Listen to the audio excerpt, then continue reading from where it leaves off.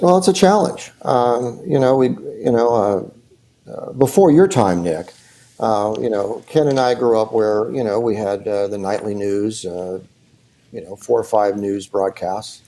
The ethics of journalism were different than they are today, just because of the sources of journalism were fewer. And they were, followed more traditional roles and responsibilities when it came to reporting the news and editorial comment.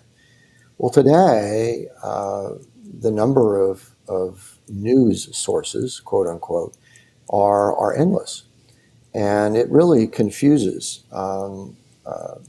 just confuses the bandwidth that the typical American or European has on a given day to absorb what's going on in the world. So the responsibility is unfortunately put on the individual who has to take time to sort through those sources of information that they feel are credible, provide balanced information. Individuals are forced to ask questions that they didn't, perhaps weren't required to do earlier.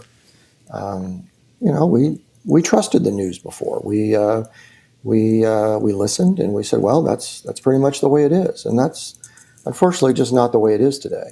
So the responsibility is put on the individual to sort through what's fact versus fiction, right versus wrong. It takes time to do that, and even then, you may not get it entirely right. It's a challenge. I mean, it really is a challenge. Um, I just sitting next to people on an airplane, and you strike up a conversation. It doesn't take long to figure out maybe what their particular views are on most anything. You don't have to get involved in a lengthy conversation, but you can kind of sense that. And I haven't really run into very many people that have a strikingly different view um, than just people wanting to do things right versus wrong and have freedoms and live a normal life, have economic choices, live in a world that doesn't not full of inflation, low crime. People get it.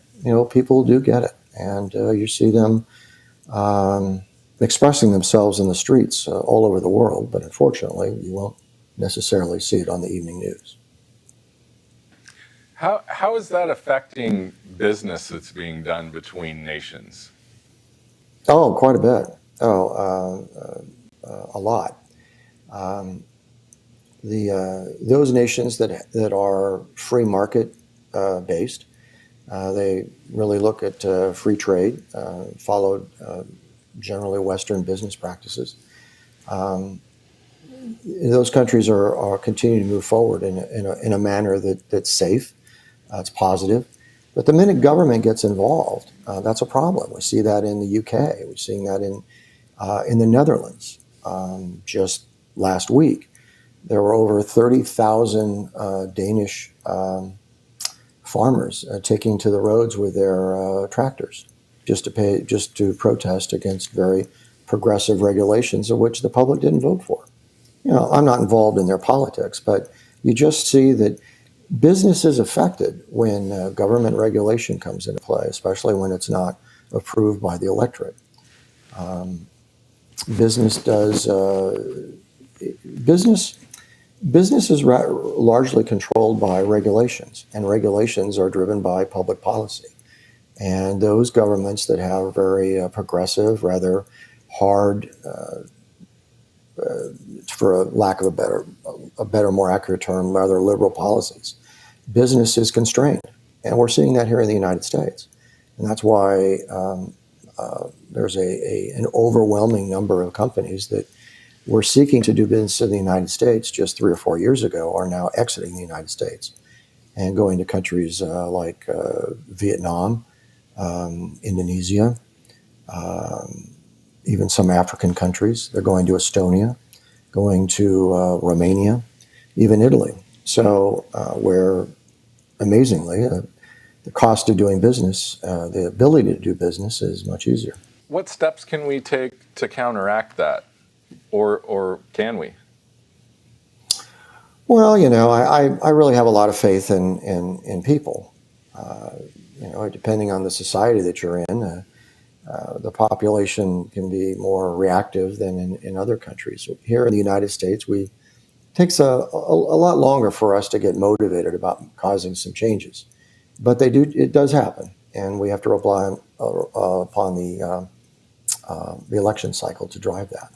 In some countries, change is driven into the streets. And we're seeing that in France today, seeing that in Argentina, seeing that in Guatemala. Change,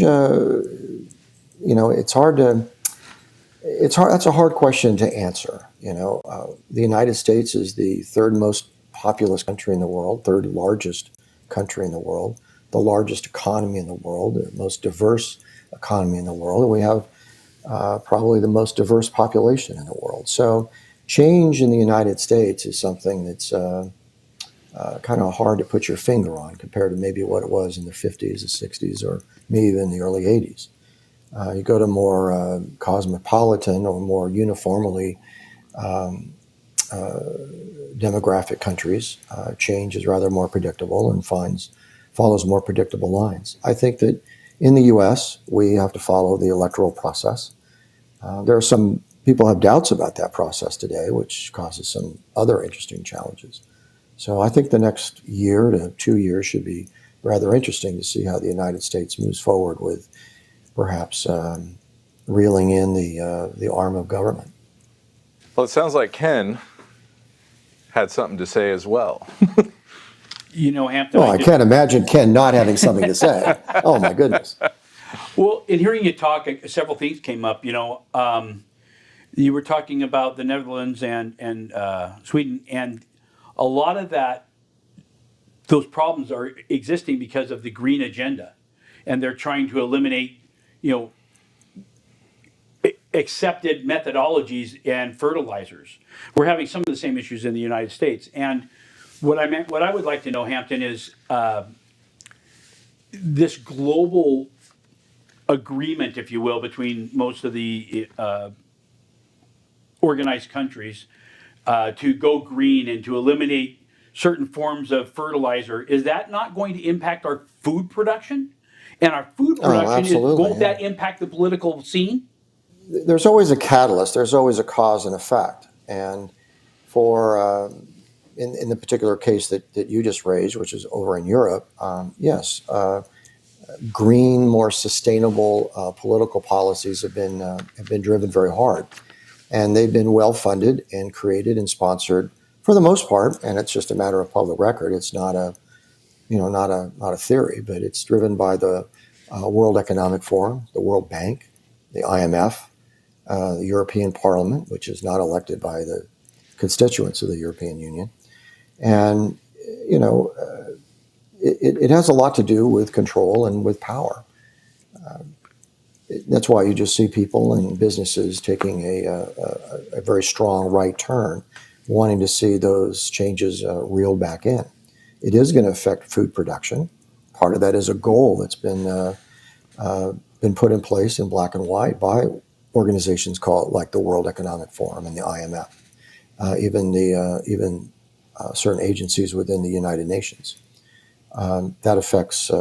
That's all driven by politics. It affects food prices. It affects inflation. It affects nutrition. It affects the role of pharmaceutical companies that have a play in agriculture, is perhaps driven by regulations that, by and large, either business doesn't want or the people don't even know about and wouldn't have approved if they were asked to. So, yeah, it is very complicated. And again, when the public generally isn't made aware of it, that's a problem. And they find out really after something has been implemented. And that's what we're seeing in Europe today, is a lot of reactionary activity because the general population didn't vote for a lot of this. And, their rate of inflation is significantly higher than here in the United States. I just bought a Big Mac and fries in Amsterdam. Just a Big Mac and fries cost $17 US after conversion. There's no reason for that. $17 for a Big Mac and fries. That's outrageous. And all their I don't know. I'm trying to remember where I read this. It was a national publication. It's like Wall Street Journal or something. But of the popular restaurants that are serving plant-based food products. On any given week, they have to throw away 80% of their inventory because people don't buy it. They don't want it. Why do they do that? Why do they make the business decision to bring that into their menu and into their value proposition? I don't know. A lot of it is subsidized. But it's different in Europe than it is in the United States. But I know that over here in the U.S., Burger King throws away the vast majority of their food-based menu products. So all this is driven by agriculture, public policy, and a sustainable political ideology. These companies who used to be profit motive and making money for their stockholders seem to be sliding to the left.